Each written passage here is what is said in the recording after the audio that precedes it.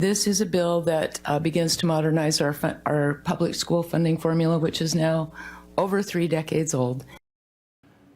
So we brought this up before also when it comes to funding Idaho's schools. It's not always just about how much, but how these schools can access the cash that has been divvied out to them.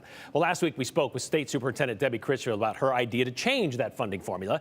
And today there was another one brought forward that is sort of similar. So Joe Paris took a look at this one, and I guess comparing the competing ideas. Yeah, it's a swipe at a very similar topic, but in a different way. So here's what we're talking about here, and I want to preface this whole conversation that we're talking about discretionary funding here. We're not talking about base funding for things like the career ladder and the permanent building fund, stuff like that. So the details here in terms of the differences between the proposals both show a major effort to change how Idaho funds public schools. And again, discretionary funds is what we're talking about, money for things that the state doesn't send money for. And something we've heard in recent years, really in the school choice funding debate, is people want to see money follow the student, making sure that there are specific allocations not based on overly complicated support unit or staffing formulas. In this proposal, though, there is a specific exception.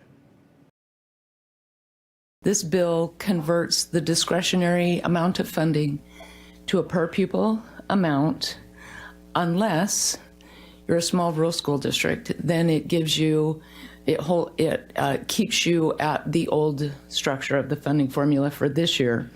So the concept is to calculate those discretionary funds based on the number of students currently attending each school. In rural schools, they fear that they will lose in this formula.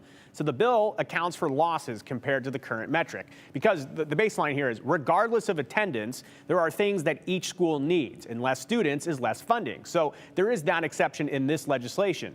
In a committee, a couple of lawmakers, they touched on how complicated the formula is right now. If you've ever looked into it, it's hard to get your mind around. But one that doesn't account for the type of students that a school hosts.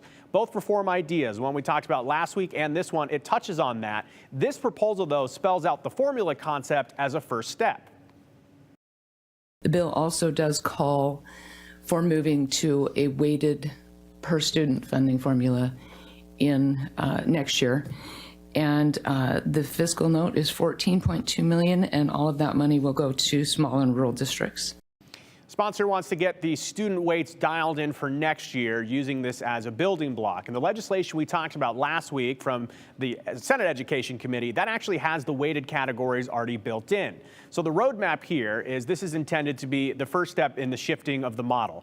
Next year, everything needs to be refined to encompass a weighted per student formula that sends those discretionary funds using a base amount per student, like we talked about last week, and then adding the additional characteristics, the weighted student characteristics. So, Brian, it's really different speeds within the bill on reform, but overall, it seems that the lawmakers have decided that moving from support units, which is a whole complicated funding formula, to having down to the 100%. Yeah. It's unbelievably complicated. I invite you to put yourself to sleep trying to read it. But they want to, have the student follow the money, per pupil funding. I do want to mention the legislation that we talked about last week. It does have this hold harmless language in it that essentially says, rural school districts and small school districts that would stand to possibly lose money, they would be kept whole, meaning they would get at least what they're getting now for the next 2 years. Again, though, we'll see how lawmakers dive into this conversation. It is very complex. All right, yeah, it's a little bit into the weeds, but that's fine. I just wanted to circle back on this. Still talking about school funding, but you might find this interesting.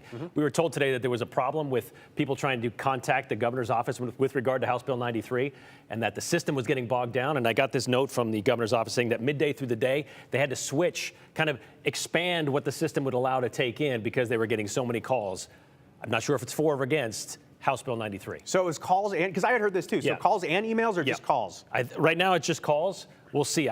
We'll see. I asked how many emails, how many phone calls. Okay, we'll see if we get an answer to this. So. We'll have to do a double check on this because I'm curious. In the old days, and by old days I mean as recently as last year, I know that the governor's secretary, she sat at her desk and had to take every one. And I watched her do it. She would put down check marks and she would listen to people, and she did a great job. Claudia, if you're watching, we miss you. Hope you're doing well. I don't know what the new system looks like, but very interesting. Yeah. All right. We'll see. Thanks, Joe.